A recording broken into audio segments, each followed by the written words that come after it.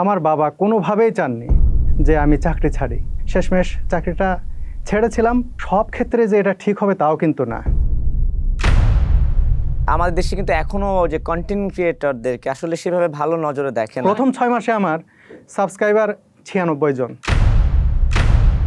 আমি শুধু ব্লগ করছি তা না, এই ব্লগের ভিতর কিন্তু আমি সংবাদও খুঁজি।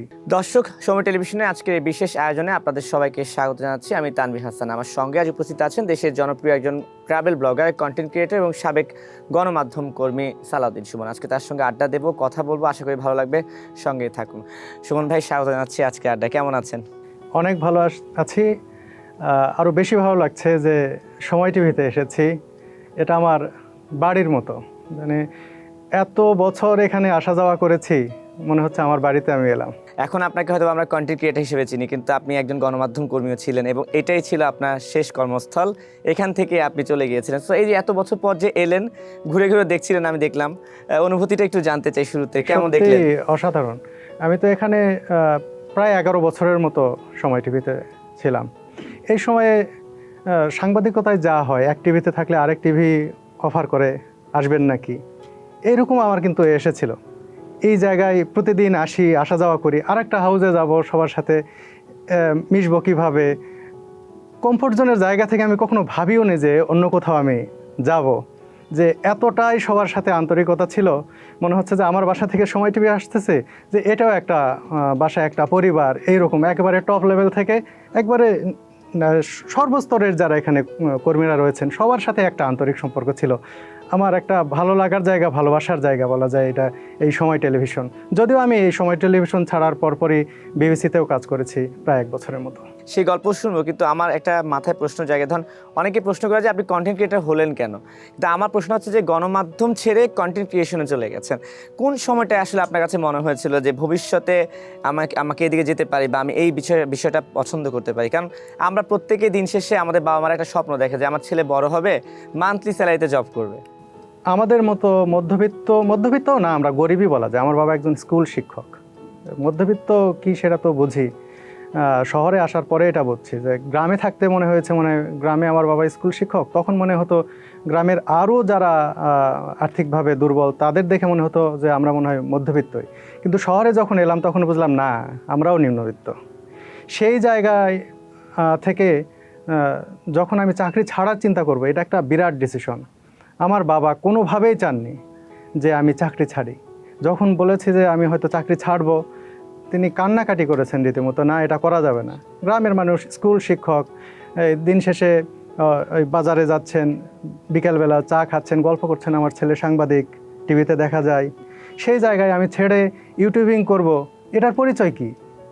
উনি এটাই ভেবে পাচ্ছিলেন না। এই কারণে কান্নাকাটি করে আমার বোনের হাজব্যান্ডকে, আমার ছোটো বোনের হাজব্যান্ডকে বলে যে ওকে ভালো করে বোঝাও যে যেন চাকরি না ছাড়ে। ভুল সিদ্ধান্ত। আমি আবার তাকে বোঝাই, আমার বোনের হাজব্যান্ডকে, যে আপনি একটু আমার বাবাকে বোঝান যে আমি চাকরি ছাড়লে সমস্যা নাই, আমি এখানে একটা সম্ভাবনা দেখছি। যদি আমি চাকরি ছেড়ে দিই, যদিও আমি কোনোদিনও ভাবিনি সাংবাদিকতা আমি কখনো ছাড়বো, কোনোদিনও না। এই কারণে আমি জার্নালিজমে অনার্স মাস্টার্স করেছি। আজ পর্যন্ত সার্টিফিকেটটাও দেখিনি, এখনও দেখিনি। এটা আমার দেখা হয়নি, কারণ আমি জানি সাংবাদিকতায় কখনো সার্টিফিকেট লাগে না, আমার লাগেনি। কোথাও আমি অ্যাপ্লাইও করিনি। জীবনে একটা জায়গায় অ্যাপ্লাই করেছিলাম, সেটা হচ্ছে বিবিসিতে। পরবর্তীতে সেখানেও আমার কাজ করা হয়েছে। এছাড়া আমার আর কোথাও অ্যাপ্লাই করা হয়নি। তো যাই হোক, যখন আমার বোনের হাজব্যান্ডকে বললাম যে আমার বাবাকে বোঝানোর জন্য, আমার বাবাকে উনি বুঝান যে বাবা, এটা কিন্তু বলা যাবে না, যে আপনি কিন্তু তাকে শক্ত করে ধরেন যে উনি যেন চাকরি না ছাড়ে। সেই রকম একটা জায়গায় আমি দাঁড়িয়েছিলাম যে এই জায়গা থেকে আমার চাকরিটা ছাড়তে হবে। কিন্তু আমি শেষমেশ চাকরিটা ছেড়েছিলাম। পরে এখন আমার বাবা খুশি যে তিনি এখন বলছেন যে না, তুমি যে সিদ্ধান্ত নিয়েছিলে ওটাই ঠিক ছিল। কিন্তু সব ক্ষেত্রে যে এটা ঠিক হবে তাও কিন্তু না। কারণ অনেকেই বলছেন, আমি চাকরি ছাড়ার পরে বিভিন্নভাবে মানুষজন বলছেন সালাউদ্দিন সুমন হচ্ছে চাকরি ছেড়ে কন্টেন্ট ক্রিয়েটর হয়েছেন। হ্যাঁ, অনেকে এটা ভাবতেই পারেন, যে এটা করতে পারেন, হতেই পারেন। কিন্তু এটা করার আগে ভাবতে হবে আমি কোন পর্যায়ে এসে চাকরিটা ছেড়েছিলাম। আমি যখন চাকরি ছাড়ি তখন আমার চাকরির বেতনের চেয়ে 3 থেকে 4 গুণ বেশি আমি ইনকাম করতাম এখানে। আপনার যদি ওই রকম পজিশন থাকে তাহলে আপনিও সেই চিন্তা করতে পারেন। আর নিজের প্রতি যদি আত্মবিশ্বাস থাকে তাহলে যে কেউ এই সিদ্ধান্ত নিতে পারে। কিন্তু আপনি কেবল শুরু করছেন, আপনি জানেন না এখানে আপনি দাঁড়াতে পারবেন কি না, আপনার এই জায়গা থেকে কোনো ইনকাম নাই, সেই সময় চাকরি ছেড়ে দেওয়া আপনার জন্য হবে হঠকারী সিদ্ধান্ত। তো আমার যেহেতু একটা ইনকাম ছিল, সেহেতু আমার চাকরি ছাড়াটা আমার পক্ষে সহজ ছিল, এবং এটাই আমি মনে করি আমার জীবনের একটা টার্নিং পয়েন্ট ছিল সেই সময় এই সিদ্ধান্ত নেওয়াটা। আচ্ছা, এই যে আপনি একটু আগে বলছিলেন না যে ধরুন অনেকে অনেক কথা বলছিল, আমাদের দেশে কিন্তু এখনো যে কন্টেন্ট ক্রিয়েটরদেরকে আসলে সেভাবে ভালো নজরে দেখে না। আর একটা কথা বলি, জি জি অবশ্যই। আমি বাসায় গেছি যখন আমি চাকরি ছেড়ে দিয়েছি, আমার বাবাকে কে যেন ফোন করেছে, আমি পাশের রুমে আছি। ওই মাসেও আমি প্রায় 8-10 লাখ টাকা ইনকাম করেছি, আমার রেভিনিউ আসছে। আমার বাবা ফোনে কথা বলছে, আমার ছেলে তো বেকার, কিছু করে না। তো আমি বুঝলাম যে আমি যখনও 5 লাখ 7 লাখ 8 লাখ 10 লাখ টাকা আমি ইনকাম করছি, আমার বাবা চাকরিটাকে কতটা গুরুত্বপূর্ণ মনে করছেন যে এই ইনকামকেও তিনি মনে করছেন আমার ছেলে বেকার। এবং আমি এখানে আপনার কাছে একটা আমার নিজের অভিজ্ঞতা শেয়ার করতে পারি। আমার আম্মু হচ্ছে সরকারি চাকরি করে, তো ওনার কাছে অফিস মানে হচ্ছে 10টা 5টা বা 9টা থেকে 5টা অফিস করা। তো যেহেতু আমিও গণমাধ্যম কর্মী, আমাদের তো শিফটিং ডিউটি জানেন, মানে আম্মু আমাকে প্রায় সময় বলে তুমি কী অফিস করো, দুপুরবেলায় যাও, রাতে আসো, রাতে যাও, ভোরে আসো, এটা কোনো অফিস? মানে ওনার কাছেও বিষয়টা আসলে একটু অন্যরকম মনে হয় আর কি। তো আমাদের বাবা মা না শুধু, এই যে আমি যে প্রশ্ন করতে যাচ্ছিলাম যে ধরুন আপনি গণমাধ্যম কর্মী ছেড়ে কন্টেন্ট ক্রিয়েশনে গেছেন, এবং স্টিল না 2025 এসে কিন্তু মানুষ এখনও এটাকে পেশা হিসেবে স্বীকৃতি দিতে রাজি না, এবং এটা নিয়ে অনেক বিতর্ক আছে আর কি। সো আপনি যখন ছেড়ে চলে গেলেন, আপনার আশপাশের মানুষজনের থেকে কী ধরনের প্রতিকূলতা পেয়েছিলেন, বা প্রশ্ন, বা আপনাকে কি কেউ একটু হাস্যভাবে টিটকারি করা? অনেকেই ভেবেছিলেন যে আমি ভুল করেছি। অনেকেই যেটা যে তাচ্ছিল্য করা, তার তো সাংবাদিক নাই। হ্যাঁ, মানে সাংবাদিক মানে একটা বিশাল কিছু। তারা ভাবে হয়তো যে আমি এখন সাংবাদিক নাই মানে আমার কিছুই নাই। কিন্তু আমি এটাকে কখনো বড় কিছু মনে করি না। আমি যখন একজন সাংবাদিক, আমার অফিস ডিউটি হওয়ার পরে কখনো আইডি কার্ড আমি কখনো গলায় ঝুলাইনি, কোনো দিনও না। আমি অফিসের ওই বুম যেন অনেকে আছেন যে দেখায় যে এটাই পাওয়ার, আমি শুধুমাত্র আমি এটা ব্যবহার করেছি যেখানে আমার ব্যবহার না করলেই না। আমি কাজ করছি আমার পেশাগত শুটিংয়ের সময়ে আমি এটা ব্যবহার করেছি। এই মোহ যারা ত্যাগ করতে পারেন না, তারাই কিন্তু সাংবাদিকতা ছাড়তে পারেন না। আমি সাংবাদিকতা ছাড়তে বলছি না কাউকে। সাংবাদিকতা একটা মহান পেশা। আমার সারা জীবনের স্বপ্ন ছিল আমি সাংবাদিকতা করব। এখনও আমি সাংবাদিকতাকে মিস করি। কিন্তু যারা মনে করেন যে এই সাংবাদিকতা মানে আমার পাওয়ার এই সেই, তারা আসলে সাংবাদিকতাকে অন করেন না। সাংবাদিকতা একটা দায়িত্ব, একটা কর্তব্য। এটার সাথে ওইটার কোনো সম্পর্ক নাই যেটা আমার একটা প্রভাবের বস্তু। যারা মনে করে যে এটা চলে গেলে আমার প্রভাব চলে যাবে, তারাই কিন্তু এই গণ্ডির বাইরে বের হওয়ার চিন্তাও করতে পারেন না যে হায় হায় আমি এখান থেকে চলে গেলাম, শেষ। কিন্তু আমি এটা মনে করিনি কখনো, এই কষ্ট আমার কখনো হয়নি। শোন ভাই, এই যে ধরুন গণমাধ্যম কর্মী বা সাংবাদিকদের তো কাজ হচ্ছে মানুষকে তথ্য জানানো। আপনি যে কন্টেন্টের আকারে যে ধরনের কন্টেন্ট তুলে ধরছেন, সেটা কিন্তু তথ্য জানানোর মতো এক ধরনের কাজ। এটাও কি আসলে ডিজিটালি একটা আপডেট ভার্সন না? আপনার কাছে কি মনে হয়? এই যে আমি সময় টিভিতে এতদিন ছিলাম, তাদের কাছে আমি বিরাট কৃতজ্ঞ। এখানে আমি প্রতিদিন শিখেছি। এই যে 11টা বছর, প্রত্যেক দিন আমার শিক্ষার সময়। এই প্রতিদিন আমি স্ক্রিপ্ট লিখে নিউজ এডিটরের কাছে যাচ্ছে, এই জায়গায় ভুল আছে, এটা ঠিক করো। আরেকজন দেখে বলছেন ফোন করে যে এটা এরকম হইলো কেন। এই যে একটা শিক্ষার একটা পুঞ্জীভূত রূপ, সেটার কিন্তু বহিঃপ্রকাশ আমার ভিডিওতে আমি করতে পারি, আমি ট্রাই করি। আমি শুধু ব্লগ করছি তা না, এই ব্লগের ভিতর কিন্তু আমি সংবাদও খুঁজি। এটাকে আমি সংবাদের কাঠামোতে ফেলতে পারি। অনেক সময় নর্মাল একটা ভিডিওর মধ্যে আমি অনেক ইনফরমেশন অ্যাড করতে পারি, সচেতনভাবে অ্যাড করতে পারি, একেবারেই প্রফেশনালিজমের জায়গা থেকে। কারণ আমি জানি অনেকে করছেন, হয়তো ইনফরমেশন অ্যাড করছেন, তারা জানেন না কিন্তু না জেনেই করছেন। জেনে একটা কাজ করা আর না জেনে একটা কাজ করা কিন্তু দুই জিনিস। একজন বলতেছেন অমুক তো একেবারে ভিডিও বানান, আর সালাউদ্দিন সুমন ডকুমেন্টারির মতো করে বানাচ্ছেন। হ্যাঁ, তো ওইটা বানানোর জন্য তো শিক্ষা লাগে, আর একটা বানানোর জন্য শিক্ষা লাগে না। আপনি ইচ্ছা মতো যা খুশি তাই করে গেলেন। তো সেই জায়গা থেকে আমি প্রাউড ফিল করি যে আমি জার্নালিজমে ছিলাম, এবং এটা আমাকে গড়ে তুলেছে, এবং এই আউটপুটটা আমার কন্টেন্টে আমি দিতে পারছি। এই সময় টিভিতে থাকা অবস্থায় আমি বিবিসি থেকে ট্রেনিং পেয়েছিলাম। বিবিসিতে সরাসরি বিবিসি থেকে না, বিবিসিতে যারা জার্নালিস্ট ছিলেন, আল জাজিরাতে যারা জার্নালিস্ট ছিলেন, সময় টিভিতে জয়েন করার আগে 1 মাস ট্রেনিং দিয়েছিলেন যে কিভাবে ভিডিও তৈরি করতে হয়, কিভাবে স্ক্রিপ্ট লিখতে হয়, সেইগুলো তো আমার জীবনের একটা বড় সম্পদ। এগুলো তো সবার হয় না, সবাই এটা তো টাকা দিয়েও এটা আর্ন করতে পারবে না। আর পাশাপাশি নামি দামি নিউজ এডিটর, এখানকার কর্তা ব্যক্তিরা যারা ছিলেন, টপ লেভেলে যারা ছিলেন, বড় বড় সাংবাদিক, তাদের কাছে থেকে প্রতি মুহূর্তে শেখা, এইগুলো তো আমি অর্জন করেছি। আমি গর্ব করে সেটা আমি বলতে চাই। আমি কতটুকু নিতে পেরেছি তাদের কাছ থেকে এটা আমি জানি না, তবে তারা আমাকে দেওয়ার চেষ্টা করেছেন, আমি নেওয়ার চেষ্টা করেছি। এবং সবাই আসলে এই সুযোগগুলো পায়ও না, যেটা হ্যাঁ, এটা আপনি তো হয় বলছিলেন। না। সুমন ভাই, একদম আপনার প্রথম কন্টেন্টের কাছে চলে যেতে চাই একটু শুরুর দিকে। আপনার প্রথম কন্টেন্ট কোনটা ছিল? কি ওই শুরুর যে গল্পটা, যে কিভাবে বা কোন মাধ্যমে, কোন ভিডিওটা দিয়ে আপনার কাছে মনে হচ্ছিল যে আমি কি কন্টেন্ট ক্রিয়েটর হতে পারি কিনা? আসলে আমি তো ভাবছিলাম যে চাকরির পাশাপাশি কি করা যায়। হ্যাঁ, এটা ভাবছিলাম। এই ভাবনাটা আসছিল ভিন্ন কারণে, যে দেখা যাচ্ছে আশপাশে বিভিন্ন মিডিয়া হাউসে যখনই স্যালারি বেড়ে যাচ্ছে, তাদেরকে ছাঁটাই করা হচ্ছে। সময় টিভির সবাই আমাকে পছন্দ করতেন, আমাকে ছাঁটাই করবেন এটা আমি ভাবিনি।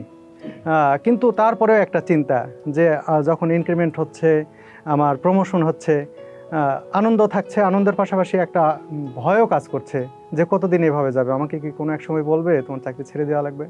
কখনো ভাবলাম যে আচ্ছা আমি হোটেল বিজনেস করবো কিনা, একটা হোটেল খুলে কিছু করি, সেটা হলো না। পরে ভাবলাম যে কি করা যায়, ভাবতে ভাবতেই দেখি যে আমি সায়েন্স ওয়ার্ল্ড নামে একটা ইউটিউব চ্যানেল আছে, তার একটা ভিডিও দেখলাম সাইম ভাইয়ের, যে ভুটান নিয়ে উনি একটা ব্লগ তৈরি করছেন। করার পরে আমি ভাবলাম যেহেতু টেলিভিশনে কাজ করছি, ভিডিও অডিও এগুলো নিয়েই কাজ করছি, তাহলে আমি কেন ইউটিউবে ভিডিও তৈরির কাজ করব না।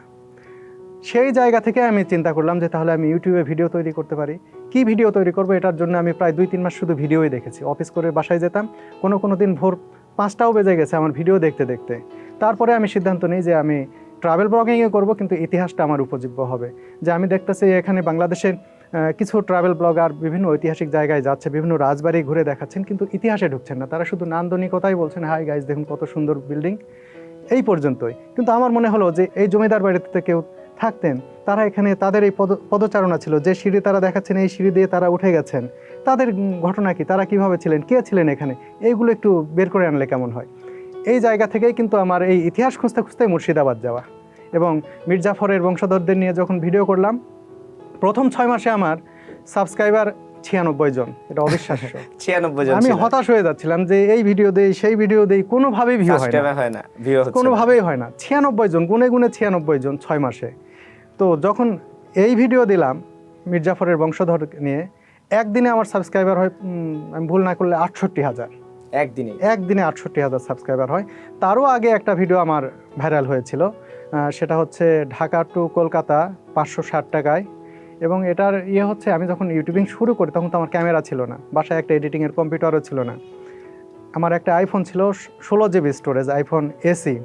সেটাও আমি কিনেছিলাম 36 মাসের কিস্তিতে ক্রেডিট কার্ড দিয়ে। হ্যাঁ, প্রতি মাসে আমার $10 করে কিস্তি দিতে হতো। তো সেটাতে 16 জিবির মধ্যে হচ্ছে 14 জিবি ইন্টারনাল যে সফটওয়্যার আছে ওইটাই খেয়ে ফেলতো, আর 2 বাকি GB থাকে 2 জিবি। এই 2 জিবি জায়গা নিয়ে আমি ঢাকা থেকে রওনা করছি, পুরোটা শ্যুট করে কলকাতা পর্যন্ত গেছি, এবং লেস ইম্পর্ট্যান্ট শটগুলো আছে এগুলো একটার পর একটা ফেলছি, আবার নতুন একটা শট নিয়েছি। যে 2 জিবিতে আর কয়টা ফুটেজ আসে? এখন তো আমি 1 মিনিটে 2 জিবি জায়গা খরচ করি 1 মিনিটের মধ্যে। সেটা নিয়ে আমি কলকাতায় গেছি। কলকাতা গিয়ে একটা আমার খুব ইচ্ছা ছিল কলকাতায় যে টানা রিক্সাগুলো আছে এই একটা শট নিব। পরে দেখলাম যে আমার ফেলার মতো আর কোনো শটই নাই, ওই শট নিতে পারি নাই। এটা একটা আক্ষেপ। পরের আমি যখন ফিরে তার 2 বছর পরে যে টানা রিক্সা নিয়ে একটা ফুল ভিডিও আমি বানিয়েছিলাম ওই আক্ষেপ থেকে, যে এটা নিয়ে আমি একটা ফুল ভিডিও বানাবো। একটা শট নিতে পারিনি, আমি একটা সময় এটা নিয়ে ফুল ভিডিও বানাইছি আমি। যাই হোক, সেই 2 জিবি জায়গায় শ্যুট করে নিয়ে দেশে আসলাম, এসে সেই ভিডিও বানালাম, সেটাই আমার প্রথম ভাইরাল হয়েছিল। কত সালে গল্প এটা? এটা 2019 সালে। 2019 সাল, এখন হচ্ছে 2025, প্রায় শেষের দিকে। তো এই যে প্রায় 6-7 বছরের এই জার্নিটাতে কতগুলো দেশে যাওয়া হয়েছে আপনার এই পর্যন্ত? 16-17টা দেশে গেছি। 16-17। কিন্তু মানুষ কিন্তু ভাই আপনাকে দেখলে অনেক হিংসা করে, জানেন? এই যে আপনি তুরস্কে যাচ্ছেন, সুলতান সুলাইমানের খুব মানুষের খুব আবেগের জায়গা, সিরিয়ালটা দেখে সেখানে যাচ্ছেন, ঘুরছেন, অনেক দেশে যাচ্ছেন। তো অনেকে দেখে কিন্তু মনে হয় যে সালাউদ্দিন সুমন যাচ্ছে, আমিও যদি যেতে পারতাম। এই গল্পগুলো যদি একটু শেয়ার করতেন, যে এত এত জায়গায় গিয়েছেন, আপনার কাছে স্মরণীয় জায়গাগুলো কোথায়, কি ছিল? আসলে অনেকে আমাকে প্রশ্ন করেন যে শোন ভাই, 16-17টা দেশ এমন কিছু না, অনেক ট্রাভেলার আছে যারা 60-70-80-100টা দেশও ঘুরেছেন। যাই হোক, আমার কাছে এটাই অনেক বড়, কারণ এই অনেকেই আছেন যারা বাবা মার সাথে, বাবা মার কোলে থেকেই হয়তো বিদেশ ভ্রমণ করা শুরু করেছেন, কিন্তু আমার ভাগ্যে তো সেটা ছিল না। আমি আগেই বলেছি আমি নিম্নবিত্ত এক গরিব ফ্যামিলির সন্তান। আমি যে বাইরে ঘুরছি সেটা আমার বাবার ইনকামে না, সেটা আমার নিজের পরিশ্রমে দাঁড়ানো একটা জায়গায় থেকে, সেই জায়গা থেকে বাইরে যাওয়ার মতো একটা এবিলিটি তৈরি হয়েছে। সেই জায়গা থেকে আমি যখন যাচ্ছি তখন অন্যদের চেয়ে আমার দৃষ্টিভঙ্গিটা কিন্তু আলাদা। এটা আমার কাছে আরও বিশেষ কিছু, যে বাবার টাকা খরচ করে ঘুরছেন বা আগে থেকে তার বিশাল সম্পদ ছিল সেই টাকা দিয়ে ঘুরছেন, আর নিজের ইনকামের টাকা দিয়ে এরকম একটা স্বপ্নের একটা জায়গা ঘুরে দেখছেন, এটা তার জন্য অবশ্যই বিরাট কিছু, আমি সেটাই মনে করি। আর অনেকেই ওই প্রশ্নে আসবো তার আগে বলে, অনেকে আমাকে জিজ্ঞেস করেন যে এই 16-17টা দেশে গেছেন, আপনার কাছে কোন দেশটা সবচেয়ে বেশি ভালো লেগেছে? আমি বরাবরই একটা মজার উত্তর দিই, সেটা হচ্ছে যে দেশে আমি এখনো যাইনি আচ্ছা, সেটাই আমার কাছে সবচেয়ে আকর্ষণীয়।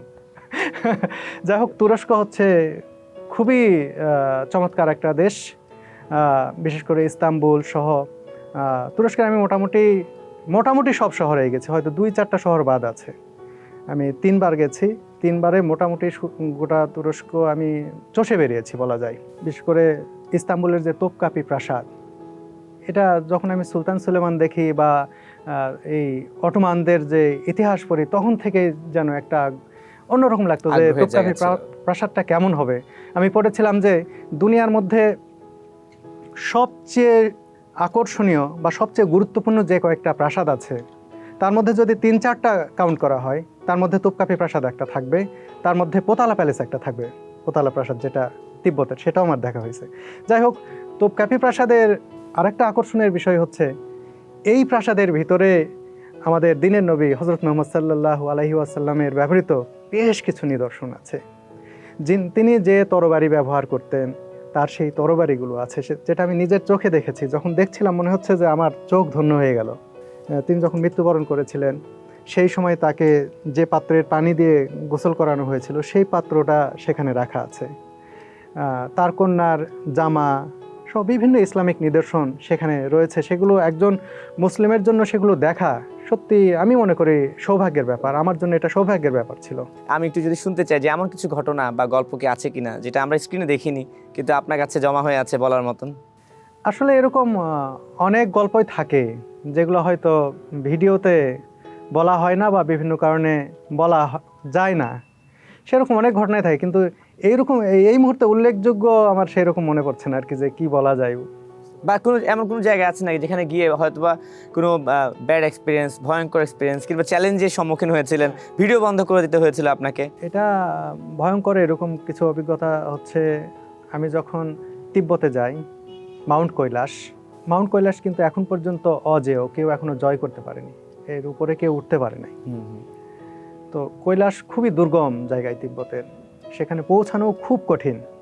গিয়েও কৈলাস যেখান থেকে দর্শন করা হয় সেই জায়গাটাও কৈলাসের একেবারে পাদদেশ থেকে প্রায় 3-4 কিলোমিটার দূরে, সেখানে দাঁড়িয়ে দেখতে হয়। তো যদিও বলা হয় যে একজন বৌদ্ধ সন্ন্যাসী তিনি উঠেছিলেন, তবে এটার কোনো দলিল নেই, প্রমাণ নেই। তো যাই হোক, তো আমরা যখন ওইখানে যাওয়ার পরে আমি আর নিলয় আগে থেকেই সিদ্ধান্ত নিয়েছিলাম এই যে সামনে 3 কিলোমিটার বা 2.5 কিলোমিটার 2 কিলোমিটার পথ আছে, এটা আমরা যেতে চাই, যে একেবারে যত দূর পর্যন্ত যাওয়া যায়। তো আমরা যাওয়া শুরু করলাম, পথের মধ্যেই আমাদেরকে একজন গাইড, চাইনিজ গাইড বলছে, তোমরা কি করতেছো, তোমরা এর পরে আর তোমরা যেতে পারবে না, তোমরা এরপরে যেও না। তো আমি বললাম যে আমরা একটু দেখতে চাই কি আছে সামনে, আরও কৈলাস মাউন্টেনের আরও কাছে যেতে চাই। তখন উনি কোনোভাবেই রাজি হচ্ছিলেন না, বল তোমরা যদি যাও তাহলে আমি কমপ্লেন করবো আমি কমপ্লেন করবো যে তোমরা নিয়ম ভঙ্গ করছো। হ্যাঁ, তো আমি কী করবো, যে আসছি, নিয়মও তো মানতে হয়, আবার এই দুর্বার আকর্ষণ যেতেও হয়। নিলয়ের সাথে ওনার ঝগড়ায় লেগে গেল এক পর্যায়ে। তারপরে আমি এক পর্যায়ে ওখানে চুপচাপ বসে থাকলাম। ওনারা ওনাদের পর্যটক নিয়ে যখন নিচে নেমে গেলেন, তখন আমি আর নিলয় হাঁটা শুরু করলাম। উনি যাওয়ার আগে বলে গেছিলেন যে ওইদিক তুমি যাচ্ছ, ওইখানে কিন্তু অনেক আছে, চোরাবালির মতো আছে, দেখতে পাচ্ছ যে হচ্ছে পাথরের লেয়ার, কিন্তু পা দিলে তুমি বসে ভিতরে চলে যাবা। হ্যাঁ, যেহেতু ঝর্ণাধারা নামছে, ভিতরে অনেক ফাঁকা জায়গা হয়ে আছে, উপরে পা দিলে ভিতরে চলে যাবা, তুমি মারা যাবা। আবার উপর থেকে অনবরত পাথরগুলো গড়িয়ে পড়ছে নিচের দিকে, মানে খুবই একটা রিস্কি। হ্যাঁ, খুবই রিস্কি। তো আমি ঠিক আছে জায়গা, যখন একেবারে কৈলাস মাউন্টেন যখন আমি ছুঁয়েছি আর কি, যে কাছে থেকে, ঠিক সেই মুহূর্তে খেয়াল করলাম উপর থেকে পাথরগুলো গড়িয়ে গড়িয়ে নামছে। তখন আমার ওনার কথা, ওই গাইডের কথা মনে পড়ছে, হাই হাই আমি কী ভুল করছি বা এটা ঠিক হলো না এই পর্যন্ত আসা। আমি চিৎকার করছিলাম, আমি ভিডিওতে কিছুটা ধরেছি, আমি দেখিয়েছি এটা যে বড় বড় পাথর গড়িয়ে আসছে। সেই সময় আমি যখন হাঁটা দিব দেখি যে আমি এখানে দাঁড়িয়ে আছি, আমার পা থেকে 1.5 ফিট দূরেই একটা জায়গা দেখি একবার এভাবে বসে গেল, নিচে দেখি ফাঁকা হয়ে গেল। আমার তখন কলিজা একেবারে শুকিয়ে গেছে যে আমি কোন অতলে তলিয়ে যাব কিছুক্ষণের মধ্যে। আমি ঘুরে খালি আধা ঘন্টা আমি মনে হয় খালি দৌড় দিয়ে গেছে এই পাথরের উপর দিয়ে, কোথায় পা দিয়েছে না দিয়েছে আমার খেয়াল নাই। খালি এক টানা আধা ঘন্টার মতো খালি দৌড়াইছি, দৌড়ে তারপরে আমি থামছি, থেমে মানে বাঁচলাম মনে হয় এরকম একটা অবস্থা। সেই সময় ভীষণ ভয় পেয়েছিলাম।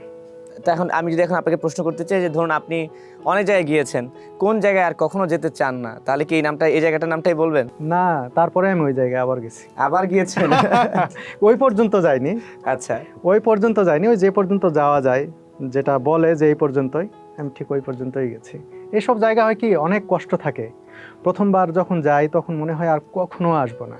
প্রথম যখন পাহাড়ে যখন উঠি তখন মনে হয় এই পাহাড়ে আর কোনো দিনও উঠবো না। শেষ কষ্ট কিন্তু হচ্ছে অনেক। ফিরে আসার পরে এই কষ্ট আর থাকে না, অনেকটা মাতৃত্বের মতো।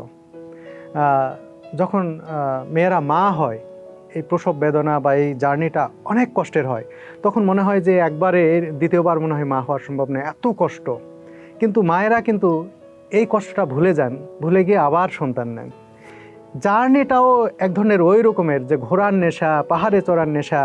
একবার পাহাড়ে উঠতে অনেক কষ্ট হচ্ছে, আমার বারবার মনে হয়েছে আর কখনোই পাহাড়ে উঠবো না। কিন্তু আমি যখন ফিরে আসি, আসার পর মনে হয় যে আবার কবে যাব। মানে মনটা হচ্ছে সেখানে পড়ে থাকে, টানে আর কি। তো ধরুন এটা তো ব্যাড এক্সপিরিয়েন্স শুনলাম, কিন্তু এখন যদি বলি যে এতগুলো দেশের মধ্যে সেরা অভিজ্ঞতা বা সেরা দর্শন কোনটা ছিল আপনার? সেরা দর্শনের মধ্যে তুরস্ক অবশ্যই। তুরস্কের ইস্তাম্বুলের শুধু তোপকাপি প্রাসাদ না, এদের আরও বেশ কিছু জায়গা আমি ঘুরে দেখেছি। বিশেষ করে ফেতিয়ে গেছি, ইজমির গেছি। প্রত্যেকটা জায়গায়, বিশেষ করে তাদের গ্রামগুলো আর তাদের খাবারগুলো হয় কি, চায়নাও কিন্তু অনেক সুন্দর, কিন্তু একটা জায়গায় গিয়ে ঠেকে যায় খাবার। যখন তাদের খাবারগুলো আসে, এই খাবারগুলো আমাদের জন্য খাওয়া কঠিন হয়ে যায়। ঠিক আছে, টেস্ট করার জন্য এই খাবার, এদের কালচারের খাবার কি, সেটা একবার, দুইবার, তিনবার হতে পারে। যখন আপনি 1 মাস ধরে থাকবেন, 1.5 মাস ধরে থাকবেন, এই আপনি যে খাবারগুলো খেয়ে, বলছি না সেই খাবারগুলো খারাপ, কিন্তু আমরা এই রুচির সাথে অভ্যস্ত না বলে আমি এটা ইজিভাবে খেতে পারছি না। কিন্তু তুরস্কে হয় কি, এদের খাবারগুলো এত মজা যে কাবাব থেকে বিভিন্ন ধরনের খাবারের আইটেমগুলো আছে, যেইগুলো খেয়ে আসলে খুবই তৃপ্ত হই। পাশাপাশি ইতিহাস, ঐতিহ্য, আমাদের এই সাবকন্টিনেন্টে হয় কি যে 200, 400, 500 বছরের ইতিহাস পেলেই মনে করি যে আরে বাবা অনেক বিরাট প্রাচীন, আমরা বলি প্রাচীন। কিন্তু তুরস্কের পথে ঘাটে 500-700 বছরের ইতিহাস মনে হয় যারা ঘুরতে যায় তাকাবেও না। কারণ আমি এমন একটা জায়গায় গেছি তুরস্কের উরফায়, সেটা হচ্ছে গোবেকলি তেপে জায়গার নাম। 12,000 বছরের পুরানো একটা স্থান। জায়গা, সেখানে একটা উপাসনালয় বলা হচ্ছে। এর চেয়ে প্রাচীন আর কোথাও, দুনিয়ার কোথাও আজ পর্যন্ত আবিষ্কার হয়নি ওই গোবেকলি তেপের চেয়ে। সেখানে আমি গিয়েছি, সেখানে কিছু পিলারের মতো তৈরি করা আছে, সেটাকে বলা হচ্ছে উপাসনালয় সেই সময়ের। যেটা ইতিহাস বলছে, সেখানে আমি পড়ে যেটা জেনেছি, তারা বলছে যে তারা সেই সময়ে জানতো না, সেই সময়ে ধর্ম সম্পর্কে এতটা প্রচার ছিল না। এখন যেমন বিভিন্ন ধর্ম আছে, ইসলাম ধর্ম আছে, খ্রিস্টানিজম আছে, বা বিভিন্ন ধর্ম আছে, তারা জানতো শুধু একজন স্রষ্টা আছে, কে তারা সেটা জানতো না। কিন্তু একজন স্রষ্টা আছে এটা মনে করেই তারা পিলারের মতো কিছু তুলে রাখছেন, সেখানে তারা পূজা করতেন। আমরা যে আজকে রুটি খাচ্ছি, এই রুটিটারও বলা হয় রুটির উদ্ভব হয়েছে সেই গোবেকলি তেপে থেকে। এবং পৃথিবীতে যে প্রথম চাষাবাদ শুরু হয়, মানুষ যে আগে তো বন জঙ্গল এসব থেকে যা পেত সেটা খেয়েই চলতো, প্রথম চাষাবাদও শুরু হয় গোবেকলি তেপেতেই। সেখানেই গম উৎপাদন হতো, চাষ করতো মানুষজন প্রথম, এবং সেই গম থেকে রুটিও তৈরি হয় গোবেকলি তেপেতে। এবং এই রুটিকে এখন টার্কিশ এয়ারলাইন্স করতেছে কি, তারা এটাকে প্রমোট করতেছে যে তাদের বিজনেস ক্লাসে বিভিন্ন রুটে দিচ্ছে যে 12,000 বছরের পুরাতন রুটি কে খেতে চায়, তাহলে এটাতে ট্রাভেল করতে হবে, সেটাকে তারা ব্র্যান্ডিং করতেছে। হ্যাঁ, নিজের ঐতিহ্যটাকে তারা তুলে ধরছে।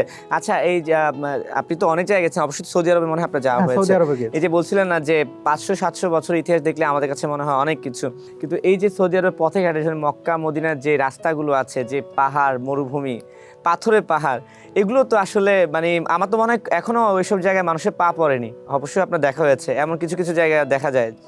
এমন কিছু জায়গা আছে সত্যিই যেসব জায়গা মানে অন্যরকম। বিশেষ করে আমি তাবুক এলাকায় গিয়েছি। তাবুকের বলা হয় যে হযরত মুসা আলাইহিস সালামের সময়ের কিছু ঘটনা ঘটেছিল, যেটাতে পাথর দুই ভাগ হয়ে পানি নেমে এসেছিল। সেই জায়গায় আমি পৌঁছাইতে আমার অনেক বেগ পেতে হয়েছিল, যে এতই দুর্গম, এরকম দুর্গম জায়গা। আর সৌদি আরব তো হচ্ছে কি যে ইসলামের ইতিহাসের একটা লীলাভূমি, যে এত ইসলামের ইতিহাস ছড়িয়ে রয়েছে এই জায়গাগুলোতে ঘুরতে একটা নিজের মধ্যে একটা অন্যরকম একটা অনুভূতি কাজ করে। যে বিশেষ করে যখন মক্কা মদিনা এই পবিত্র ভূমিগুলোতে যাচ্ছি, এটা বলে বোঝানোর মতো না। বিদেশের মানুষ বাংলাদেশে আসছে না কেন, আপনার কাছে কি মনে হয়? সোজা এক লাইনে একটা উত্তর দিই, আমাদের দেশের কোনো সরকারই চায়নি আমাদের দেশের ট্যুরিজমকে এগিয়ে নিতে। কি নেই আমাদের, সব কিছু দিয়েই কিন্তু পর্যটকদের আমরা ইমপ্রেস করতে পারি। এটা প্রকৃতিই নিজেকে তৈরি করে নিচ্ছে। কিন্তু আপনারও তো দায়িত্ব আছে, সরকারের তো দায়িত্ব আছে। পর্যটক এসে কক্সবাজারের সি বিচ দেখা ছাড়া আর কি করণীয় আছে? বিদেশি পর্যটকরা এসে যে খরচ করবে, খরচ করার জায়গাও খুঁজে পায় না। যারাই ক্ষমতায় আসবে তাদের কাছ থেকে আসলে আপনার কি চাওয়া পাওয়া? যারাই ক্ষমতায় আসবেন, আমি কখনোই চাইবো না তিনি নিজেকে প্রভু মনে করুক।